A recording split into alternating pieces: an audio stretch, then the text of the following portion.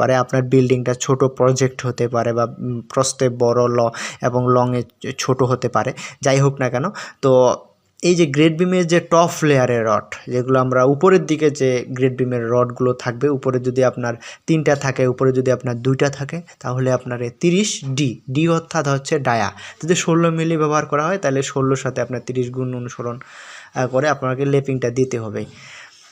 এবার টপ লেয়ারের যে আপনি যে ল্যাপিং দিচ্ছেন, এখানে কখনো আপনারা মানে আমরা 3-4 ভাগে ভাগ করব না, এখানে আমরা 3 ভাগে ভাগ করে সেই ল্যাপিংটা দিতে হবে।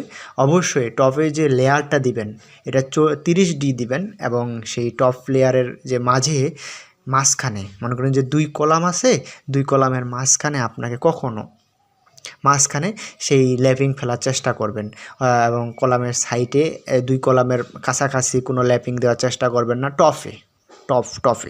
হ্যাঁ, আপনি বটমে দিতে পারেন কাছাকাছি, কিন্তু কলামের কাছাকাছি, কিন্তু আপনি কলামের কাছাকাছি টপে যে ল্যাপিংগুলো সেগুলো দিতে পারেন না।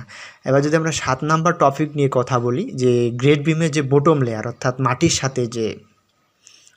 সাথে যে রডগুলো, স্ট্রেট যে রডগুলো, এগুলোতে যদি ল্যাপিং দেওয়ার কখনো দরকার হয় তবে আমরা সেখানে 40D অনুসরণ করে দিব, এবং বটম লেয়ারের ল্যাপিং অবশ্যই আমরা যে বটম নিচের যে ল্যাপিংটা এটা যে 4 ভাগে ভাগ করে আমরা রাখবো। এবং বটম লেয়ারের ল্যাপিংটা কখনোই আমরা চেষ্টা করব না যে 2 কলামের মাঝখানে যে ল্যাপিং দিয়েছে এটা দিতে দেব না, কারণ কখনোই যেন নিচের যে রডগুলো গেছে এখানে যদি আপনার ল্যাপিং প্রয়োজন হয় কখনো আমরা মাঝখানে দিতে দেব না। এবার ভালোভাবে আপনারা শাটারিং করে নিতে হবে। তো শাটারিং করার পূর্বে আপনাকে যেটা করতে হবে সেটা হচ্ছে যে গ্রেড বিমের যে স্ট্রাপ অর্থাৎ যেই চুড়িগুলো দিয়ে আমরা বাঁধা হয় সেগুলো 10 mm এর রড বা বিশেষ ক্ষেত্রে 8 mm এর রডও ব্যবহার করা হয়ে থাকে। তো সেগুলো আমরা স্ট্রাপ ব্যবহার করব, 5-7 হতে পারে, 4.5x5 হতে পারে, এটা ড্রয়িংয়ে দেওয়া থাকবে।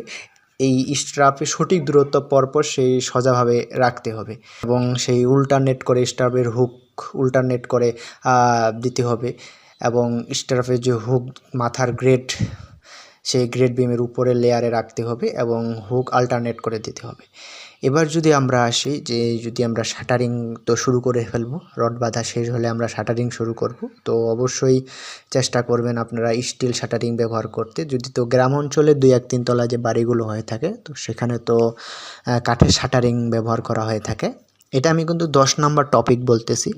তো এই যে কাঠের শাটারিংটা করবেন অবশ্যই আপনাকে পাতলা পলিথিন সুন্দরভাবে প্রেক মেরে দিতে হবে, যেন কোনো লিকেজ না থাকে, এটা ভালোভাবে